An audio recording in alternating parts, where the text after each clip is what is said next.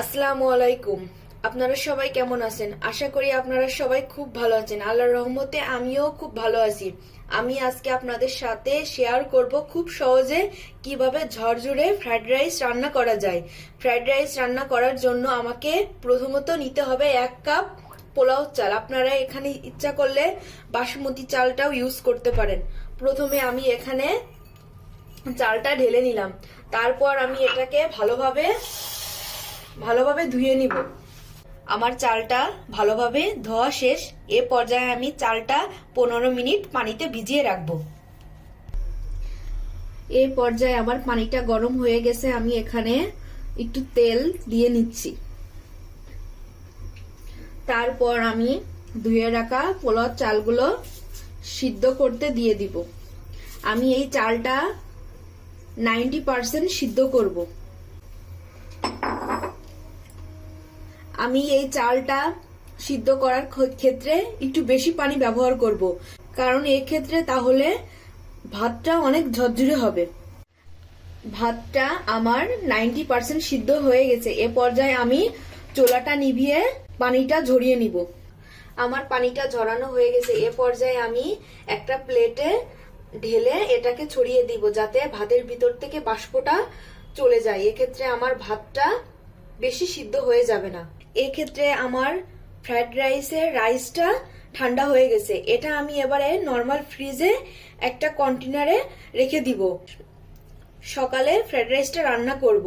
আপনাদের হাতে যদি এ পরিমাণ সময় না থাকে, আপনারা এটা 1 ঘন্টা বাইরে রেখেও ফ্রাইড রাইসটা রান্না করতে পারেন। এক্ষেত্রেও আপনারা পারফেক্ট স্বাদ পাবেন। এ পর্যায়ে আমি ফ্রাইড রাইস রান্নার দ্বিতীয় পর্বটা শুরু করলাম। আমি এখানে একটা ডিম প্রথমে একটু ঝুরি করে নিব। আমি হালকা একটু এরপরে লবণ দিয়ে নিচ্ছি।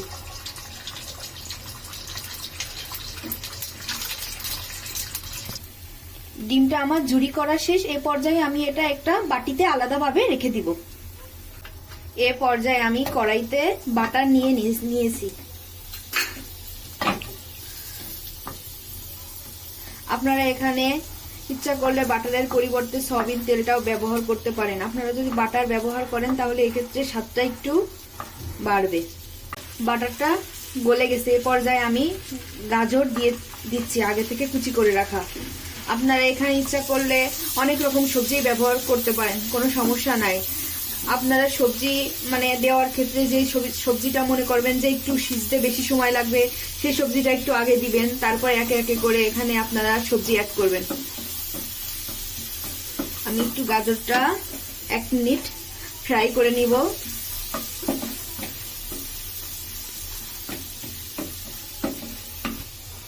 এ পর্যায়ে আমি ক্যাপসিকাম গুলো অ্যাড করব। তারপরে আমি এর ভিতরে অ্যাড করব মটরশুঁটি।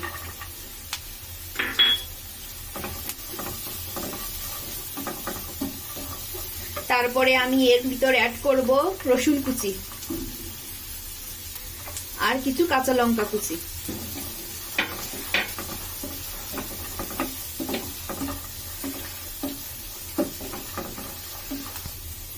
এ পর্যায়ে আমি আগের দিন রাতে রান্না করে রাখা ফ্রিজের ভাতগুলো দিয়ে দিব।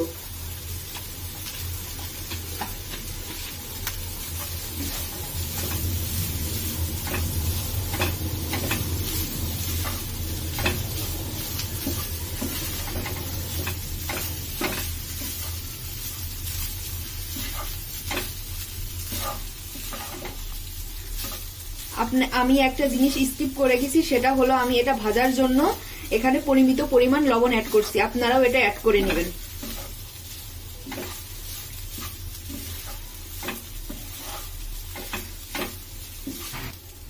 তারপরে আমি এখানে একটু অ্যাড করব গোলমরিচের গুঁড়া।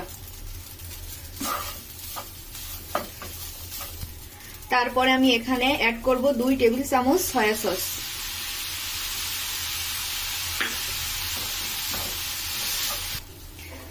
তারপর আমি এখানে অ্যাড করব হট টমেটো সস দিয়ে আমি ভালো করে নেড়ে ছেড়ে দিব।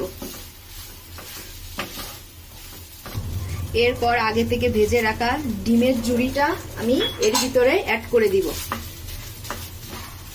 দিয়ে আমি এটা 4 থেকে 5 মিনিট নাড়াচাড়া করে চুলা থেকে নামিয়ে নিব। বন্ধুরা, এ পর্যায়ে আমার রেস্টুরেন্ট স্টাইলের ফ্রাইড রাইসটা তৈরি হয়ে গেছে। আপনারা এমন সুন্দর সুন্দর রান্নার রেসিপি পেতে অবশ্যই আমার চ্যানেলটি সাবস্ক্রাইব করবেন এবং লাইক কমেন্টস দিয়ে আমাকে উৎসাহ করবেন।